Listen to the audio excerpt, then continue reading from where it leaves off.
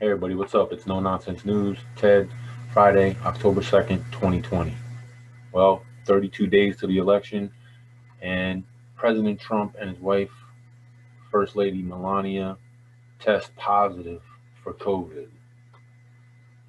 And President has actually been transferred to the hospital. So obviously, you can see by the headline, give it a thumb up. He's okay. But this is just days after this farce of a debate. Seems a little fishy that there was such an argument about this, and now they come down with it. Now, just hear this out for a second.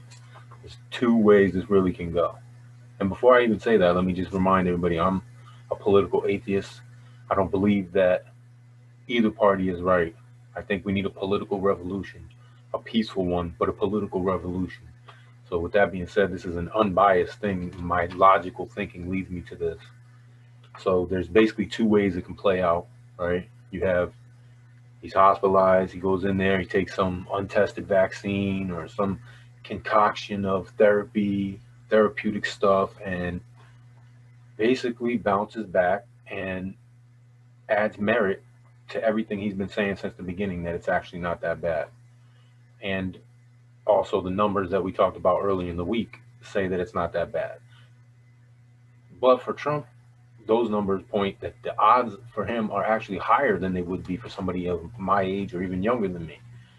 So if he does bounce back, he gets that extra respect, that merit for everything he's been saying, and the chances of him winning this thing increase, right? But let's say, on the other hand, and if anybody's hoping for this, you'll get what you deserve because whether you like it or not, he's the president of the United States, and just morally, you shouldn't hope for anybody to die, right? Let's say he passes on this, then you have Pence. So what happens to the election? Does Pence become the Republican nominee? With that's what it seems like. I've looked in the Constitution pretty much all day to see, and it basically says that it seems as though Pence would be the one. I don't think they would delay the election so that they could get a new candidate. But I was thinking even further, and this is just hyperbole and throwing the idea around with you guys, tossing around. Vice presidents and presidents, so they hobnob a lot, they rub elbows a lot. So let's say in the next couple of days, Pence was to come down with this thing, and they were to both pass, which everybody knows would make Speaker of the House the acting president. So your acting president would be Democratic. You would only have your Democratic nominee. Who would be the Republican nominee? That's just food for thought. I looked in here all day. I looked in here, and there is that unprecedented, and that doesn't tell you anything for that. Would they delay the election for that, or do the Democrats just become our rulers then? Anyway, 30 minutes before, they said that the first family had come down with the COVID. The doomsday plane was spotted on the East Coast, and actually, right now they have doomsday planes on both coasts. And what it basically is a mobile operating base for nuclear deterrent defenses. And you can see here. Yeah, let me just move this. I see what's possible instead of what's here. Sorry. You can see here, it's called, the nickname is the deadliest plane you've never heard of. It's been active since '89. Has a crew of 22. Anyway, you can see the statistics about it. But the point is, this thing is up there, flying around. It's a mobile nuclear deterrent, a mobile base for our nuclear deterrent forces, like Ohio class submarines and things like that are out there protecting us. And basically, what it boils down to is this thing is out there. If anyone was to try to attack America, this thing gives the order to basically destroy the globe. And that's right here in this article. That's a quote from that article. Destroy the globe. Okay. It's scary stuff, but really, it's more reason to prepare. Nuclear war is scary, but there will be survivors. Humans are a persistent bunch.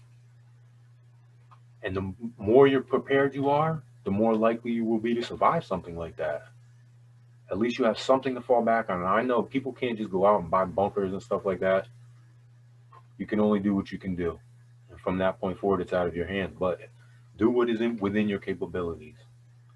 So, real quick, guys, I'm just going to give you 5 skills, 5 things you need to work on, 5 basics that everybody should work on to be prepared in these areas. At least just give them some thought of what you would do, even in a short term situation like just your electricity went out for a couple days, even. Just get set for a couple days. All right, so here we go. Number 1, water. Like we said, you ain't going to live long without it. Number 2, food. You get a little bit further than water, but you still ain't going to live too much longer without it. Number 3, security.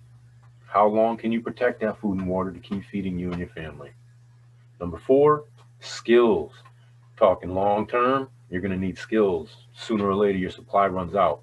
You need to be able to garden, hunt, whatever your plan is, your long term plan. That's why I say think about these things now.